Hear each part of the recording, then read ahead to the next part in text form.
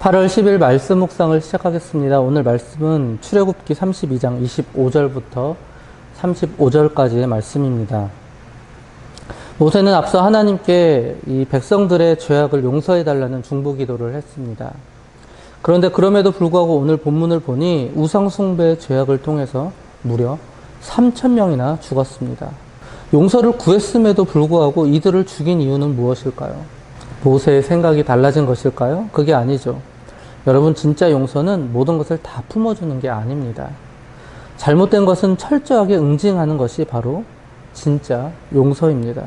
모세는 백성들 가운데 팽배해 있던 이 죄의 씨앗을 완전히 제거하고 이 공동체를 정결케 하기 위하여 우상숭배와 밀접하게 관련되었던 자들을 응징하였던 것입니다. 사랑하는 성도 여러분, 우리가 잘못을 했을 때 우리는 하나님께 용서를 구합니다. 그리고 하나님은 우리의 모든 것을 다 용서해 주십니다. 그러나 이 용서에 대한 대가는 반드시 존재합니다. 하염없이 모든 것을 다 덮어주는 것은 진짜 사랑이 아니었기 때문이죠. 병을 치료할 때도 반드시 그 근원을 제거하는 그 고통스러운 그 수술을 거쳐야 비로소 낫는 것처럼 용서에도 반드시 그 고통의 대가가 존재한다는 사실을 우리는 절대로 명심해야 합니다. 모세는 동족을 베어내는 아픔을 감수하였던 것이죠. 그러한 아픔을 감수하면서까지 이스라엘 전체 공동체가 하나님 앞에 바로 서기를 원했던 것입니다. 25절, 26절입니다. 모세가 본즉 백성이 방자하니 이는 아론이 그들을 방자하게 하여 원수에게 조롱거리가 되게 하였습니다. 이에 모세가 진 문에 서서 이르되 누구든지 여호와의 편에 있는 자는 내게로 나아오라 하며 레위 자손이 다 모여 그에게로 가는지라. 모세는 그 근원을 제거하기 위해서 칼을 들었습니다. 누구든지 여호와의 편에 있는 자는 내게로 나아오라. 원문의 뜻은 누가 여호와를 위한 자인가입니다. 즉 모세는 백성들에게 다음에 두 가지 결단을 요구했던 것입니다. 첫 번째, 금송아지 숭배에 참여하지 않은 자들에게는 계속해서 여호와의 편에 설 것을 명령하였던 것입니다. 그리고 두 번째, 금송아지 숭배에 참여한 자들은 회개의 결단을 요구했던 것입니다. 레위 자손이 다 모여, 정확히 말씀드리면 레위인들 중에서 우상 숭배에 참여하지 않았던 모든 자를 말합니다. 즉 이들은 이어 이 모세의 명을 따라서 그들의 이웃과 형제까지 칼로 쳐 죽였습니다. 이것은 그들이 하나님 앞에서 사람보다 하나님을 더 사랑한 일로 간주되었던 것이죠. 27절과 28절입니다. 모세가 그들에게 이르되 이스라엘의 하나님 여호와께서 이렇게 말씀하시기를 너희는 각각 허리에 칼을 차고 진 이 문에서 저 문까지 왕래하며 각 사람이 그 형제를, 각 사람이 자기의 친구를, 각 사람이 자기의 이웃을 죽이라 하셨느니라. 레위 자손이 모세의 말대로 행하매 이날에 백성 중에 3,000명 가량이 죽임을 당하니라. 죽임당한 3,000명은 우상숭배의 주모자급 인물들이었음에 틀림없습니다. 처음부터 그 우상숭배 현장에 있었던 이 레위인들은 이 백성을 우상숭배로 이끌었던 그 적극적인 주모자들이 누구였는지를 아마도 다 알고 있었을 것입니다. 그리고 이 레위인들은 3,000명의 그 주모자들을 죽였던 것이죠. 3,000명이 죽는 그 현장은 정말로 끔찍했을 것입니다.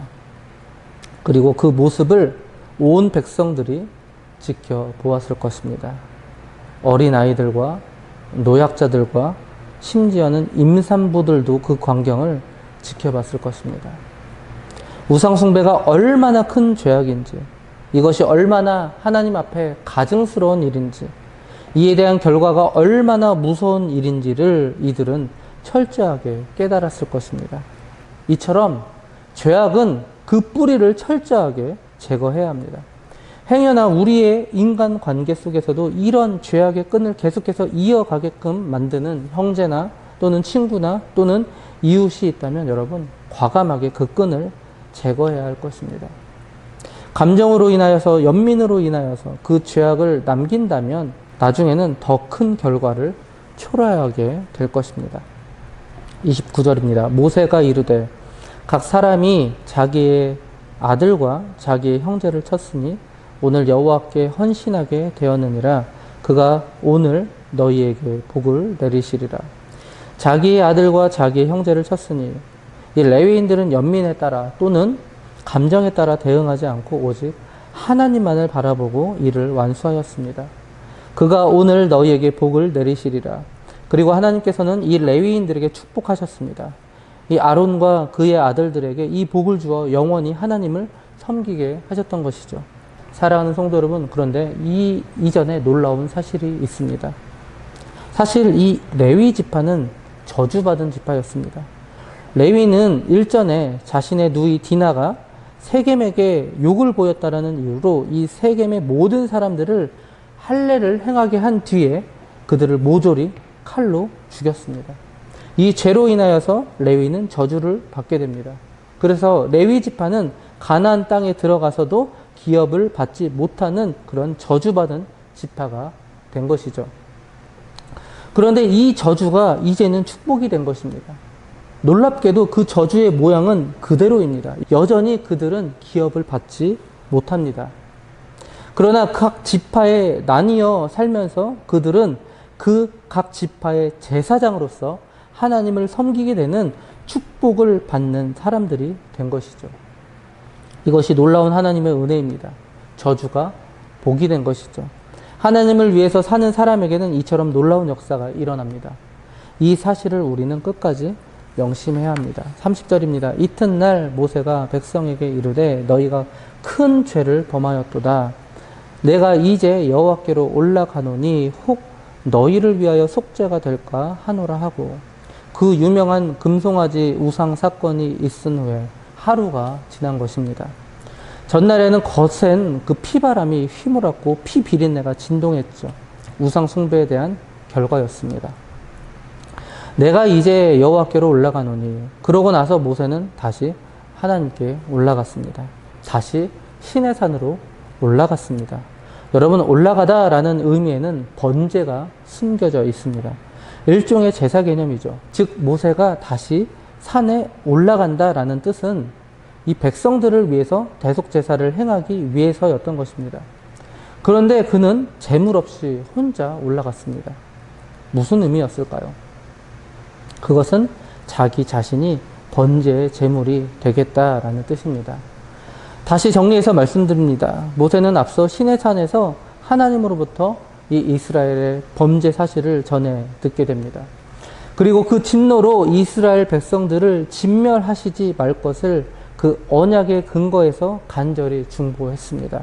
그리고 하나님의 그 진노를 거두겠다라는 그 약속을 받고 시내산에서 앞서 내려왔던 것입니다. 그런데 시내산에서 내려와서 그 모든 광경을 지켜본 모세는 충격에 빠졌던 것이죠. 모세는 그 심각성을 깨달았던 것입니다. 그래서 30절의 말씀처럼 이튿날에 다시금 시내산에 올라가서 다시 중보기도한 것입니다. 모세는 이 심각성으로 말미암아 이스라엘을 위해서 사죄의 중보기도를 드리지 않을 수 없었던 것입니다. 31절, 32절에 모세 자신이 번제의 제물이 되겠다라는 그 뜻을 우리는 말씀 속에서 살펴볼 수가 있습니다. 31절, 32절입니다. 모세가 여호와께로 다시 나아가 여짜오되 슬프도소이다.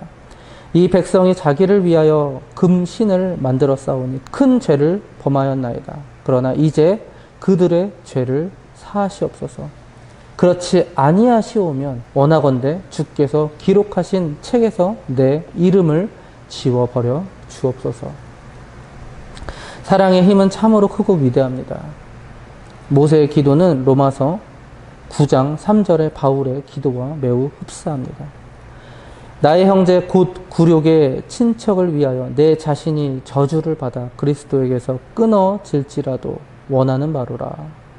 모세와 이 바울은 그 누구보다도 천국의 기쁨과 지옥의 고통을 잘 아는 자들이었습니다. 그러나 그럼에도 불구하고 영적인 생명까지 내걸고 있었습니다.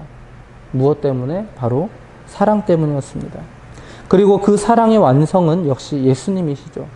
예수님은 하늘 보좌를 버리시고 그 치욕스러운 십자가를 흔쾌히 지시고 지옥을 홀로 맛보셨습니다. 왜요? 오직 사랑 때문이었습니다. 육체적인 피 한 방울도 섞이지 않은 자들을 향한 하나님의 사랑 때문이었습니다. 여러분, 이 사랑을 어떻게 설명할 수 있을까요? 오늘날 저 죽어가는 뭇 형제들을 생명의 길로 인도할 책임이 여러분 우리에게도 있다라는 것입니다. 그들에게도 동일한 그리스도의 피가 흐르게 할 의무가 우리에게도 있다라는 것입니다. 여러분, 우리에게도 이 바울과 모세에 있는 이 같은 그리스도의 심장이 우리에게도 필요할 것입니다. 하나님의 사랑을 우리에게도 달라고 여러분 오늘도 여러분 기도하시기 바랍니다. 33절부터 35절까지입니다. 여호와께서 모세에게 이르시되 누구든지 내게 범죄하면 내가 내 책에서 그를 지워 버리리다. 이제 가서 내가 내게 말한 곳으로 백성을 인도하라. 내 사자가 내 앞서 가리라. 그러나 내가 보응할 날에는 그들의 죄를 보응하리라. 여호와께서 백성을 치시니 이는 그들이 아론이 만든 바 그 송아지를 만들었음더라. 비극적인 금송아지 숭배 사건이 일단락됩니다. 여호와께서 백성을 치시니의 원어는 전염병이라는 뜻을 가지고 있습니다. 이로 밀어볼 때 하나님께서는 레위인에 의해서 죽임을 당한 자 외에도 금송아지를 숭배한 자들을 전염병으로 치셨던 것입니다. 사랑하는 성도 여러분, 오늘 본문은 우리에게 두 가지 메시지를 안겨줍니다. 첫 번째는 하나님은 저주를 축복으로 바꾸시는 분이십니다. 레위 지파는 원래 그들의 조상 레위로 말미암아 저주받았던 지파였습니다. 그러나 그 후손들은 끝까지 하나님의 편에 섰기에 축복을 받은 지파로 변화된 것입니다. 놀랍게도 저주의 모양은 그대로 남았지만 그 모양 자체도 축복을 담는 그릇처럼 변화된 것입니다. 끝까지 하나님의 편에 서는 자들에게는 이런 놀라운 역사가 일어나게 된다라는 것이죠. 두 번째는 우리에게도 바울과 모세처럼 그리스도의 심장이 필요하다라는 것입니다. 하나님은 우리를 제사장으로 삼아주셨습니다. 즉 끝까지 사랑으로서 이 민족을 위해서 내 자신을 아끼지 않고 희생하면서까지 이 사역을 잘 감당해야 할 줄로 믿습니다. 그러기 위해서는 사랑이 필요합니다. 오늘도 하나님의 그 심장, 예수 그리스도의 심장, 하나님의 끝없는 사랑을 우리에게도 심어달라고 우리는 간절히 기도해야 할 줄로 믿습니다. 오늘도 저주를 축복으로 바꾸는 그 신앙을 통하여서 하나님께서 우리에게 주신 모든 그 사명들을 끝까지 잘 감당하시는 저와 장자 가족들이 되시기 바랍니다.